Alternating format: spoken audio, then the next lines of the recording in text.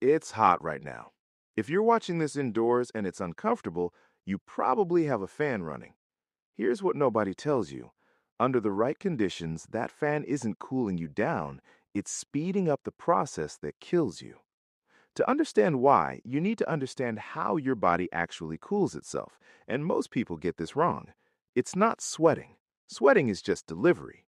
The real cooling mechanism is evaporation. When sweat turns from liquid to vapor on your skin, it carries heat away with it. Without evaporation, sweat is just wet. It does nothing. This is why humid days feel unbearable even at the same temperature as a dry day. Humid air is already packed with moisture, so evaporation slows down, and your cooling system slows with it. Scientists measure exactly when that system fails using a number called wet bulb temperature. Take a thermometer, wrap the tip in a wet cloth, expose it to air. As water evaporates off the cloth, it cools the reading. In dry air, that reading drops well below the actual air temperature. In fully saturated 100% humid air, there's no evaporation left at all, and the wet bulb reading becomes identical to the air temperature. This number doesn't just tell you how hot it is, it tells you whether your body's cooling system can function. There's a specific threshold where it stops working entirely, 35 degrees Celsius wet bulb. Your body sits at roughly 37 degrees. Above a 35-degree wet bulb, the surrounding air is too hot and too saturated to accept any more heat from you. Evaporation from your skin drops to essentially zero. Your body keeps trying to sweat. There's nowhere for that heat to go. Core temperature rises, uncontrolled, and left unchecked. That leads to heat stroke and death. This is exactly where the fan turns dangerous. At moderate temperatures, a fan helps. It moves air across your skin and speeds up evaporation. But once air temperature climbs above your skin temperature, roughly 35 degrees, that same fan is now blowing air hotter than you directly onto your body.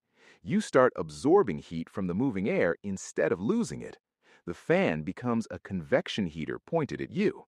Studies on elderly populations whose cardiovascular systems struggle most to compensate have measured this directly. A fan in extreme heat and humidity increased core body temperature instead of lowering it. Here's the part that should genuinely concern you. Scientists believed until recently that a sustained 35-degree wet bulb reading was essentially unprecedented, a future problem, not a current one. They were wrong. A 2020 study in Science Advances found this threshold, or conditions extremely close to it, has already occurred in South Asia, the Persian Gulf, and parts of the American Midwest.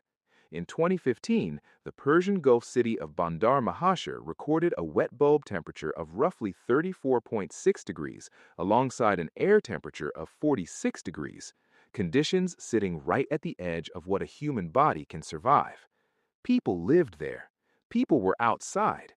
And the range where real danger begins arrives even earlier than 35 degrees for most people. Factor in age, physical exertion, and lack of shade, and dangerous heat stress often starts closer to a 28-degree wet bulb.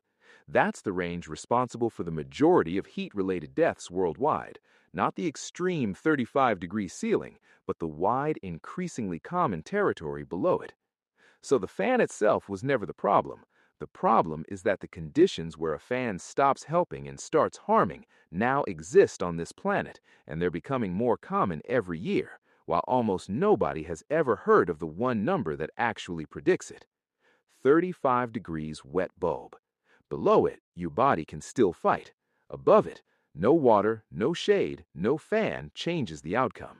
The physics simply close the door.